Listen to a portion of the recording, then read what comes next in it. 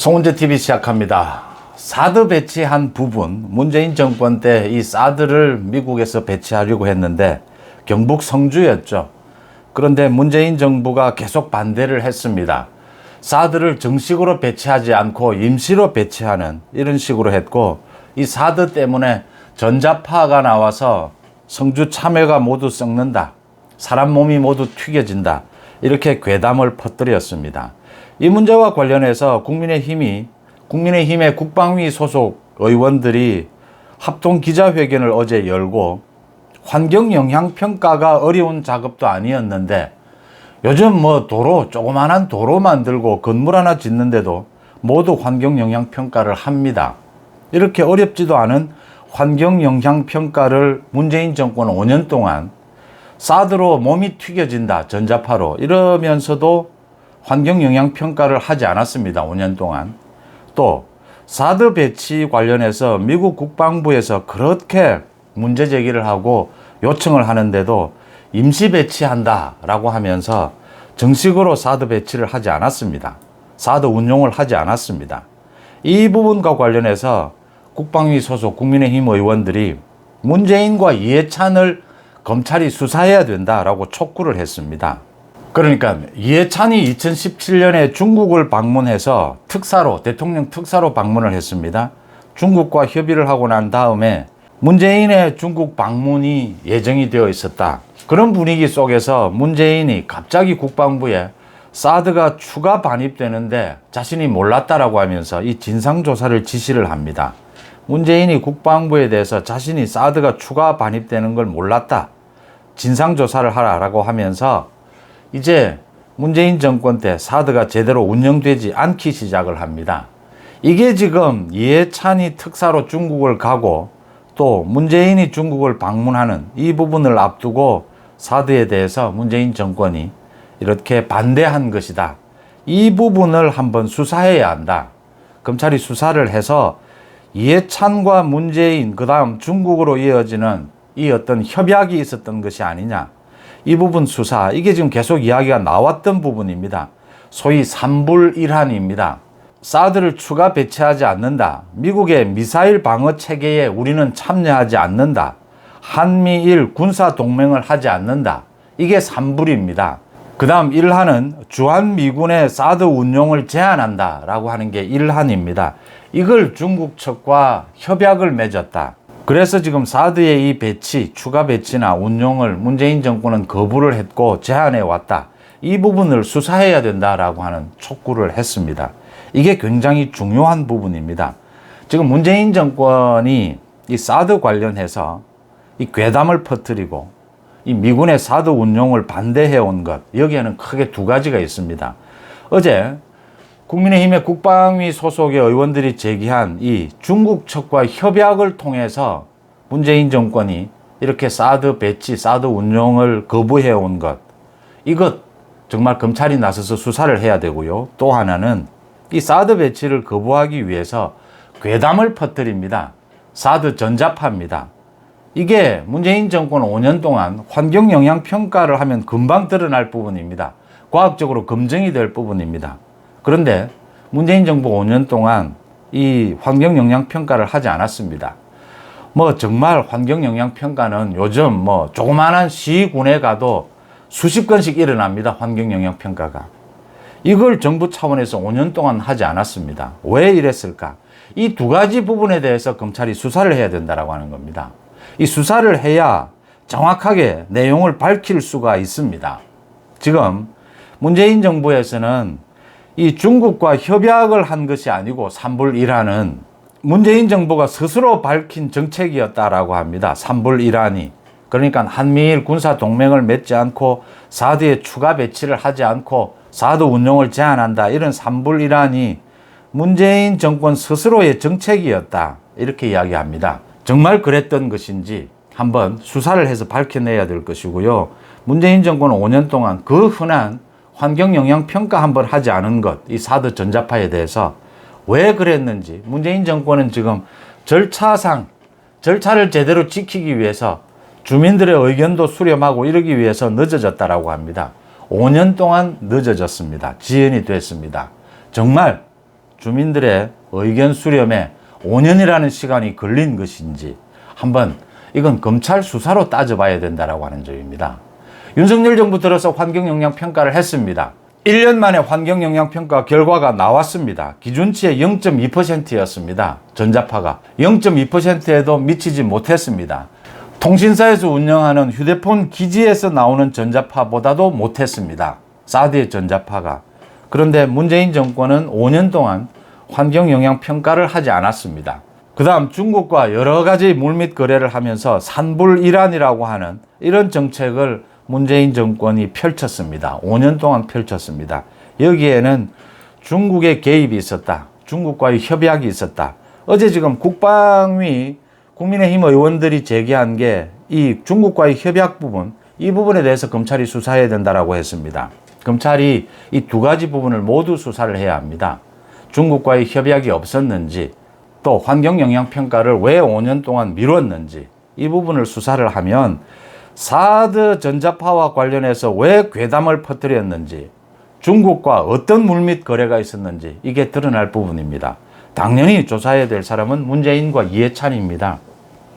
그러니까 2017년에 5월 달에 이해찬이 중국을 방문을 합니다. 거기에서 문재인이 중국을 방문하는 그 부분을 협의를 합니다. 그 이해찬이 방문하고 난 다음에 곧바로 문재인이 국방부에 대해서 사드가 자기 모르게 추가 반입이 됐다. 진상조사하라 라고 했습니다.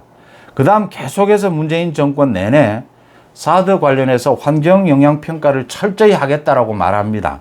그러면서 실제로 환경영향평가는 하지를 않습니다.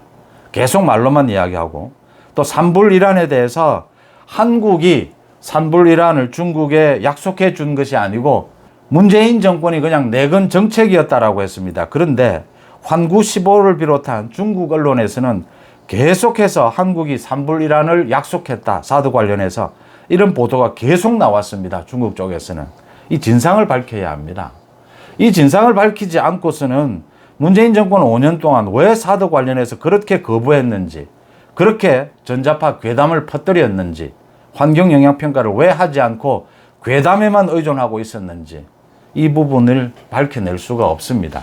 이 부분을 제대로 밝혀내야 문재인을 비롯한 이해찬, 지금 이재명의 민주당이 지금도 계속 괴담을 퍼뜨리고 있습니다. 양평 고속도로입니다. 또 후쿠시마 원전 오염 처리수 관련해서 괴담을 계속 퍼뜨리고 있습니다. 후쿠시마 관련해서는 IAEA의 사무총장에게 정말 폭행 빼고는 무슨 짓이든 다 했습니다. 욕설을 비롯해서 막말, 양평 고속도로 관련해서는 뭐 이안, 이안, 원안, 수정안이 이야기가 되고 있는데 수정안 끝에는 김건희 여사 일가의 땅이 있다.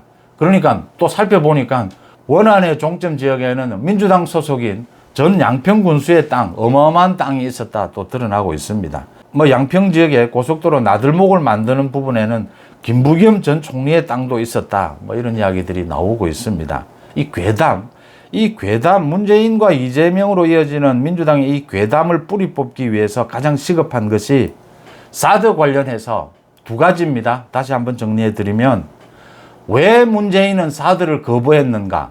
중국과 협약을 통해서 거부를 했다. 산불이란을 약속하면서 사드 거부를 했다. 사드 전자파 괴담을 퍼뜨리면서도 환경영향평가는 5년 동안 하지 않았다. 윤석열 정부 들어와서 했습니다. 왜 환경영향평가를 미뤘는가? 이 두 가지 부분에 대해서 검찰이 수사로 밝혀내야 될 부분입니다. 그래야 지금 민주당이 또 총선을 앞두고 괴담을 퍼뜨리고 있는데 이 괴담을 뿌리 뽑을 수가 있다. 가장 중요한 것은 사드에 대해서 수사에 착수를 해야 괴담을 뿌리 뽑을 수 있다라고 하는 점입니다. 검찰이 뭐 전국에 2,300명이 있는데 도둑놈이 많습니다. 계속 새로운 도둑놈들도 생겨납니다. 우선순위가 중요합니다. 큰 도둑놈, 시급한 도둑놈부터 잡아야 합니다. 이 사드에 대한 검찰 수사가 시급하다라고 하는 점 분명하게 지적을 합니다. 검찰 수사 부분 한 가지만 더 말씀을 드리겠습니다. 서울중앙지검입니다. 이재명의 대장동 비리를 수사하고 있는 서울중앙지검입니다. 2013년에 이석기 내란 선동 사건이 있었습니다. 수원지검에서 수사했던 부분입니다. 이 이석기 내란 선동 사건을 수사할 때 이재명이 걸려들었습니다. 당시에 성남시장이던.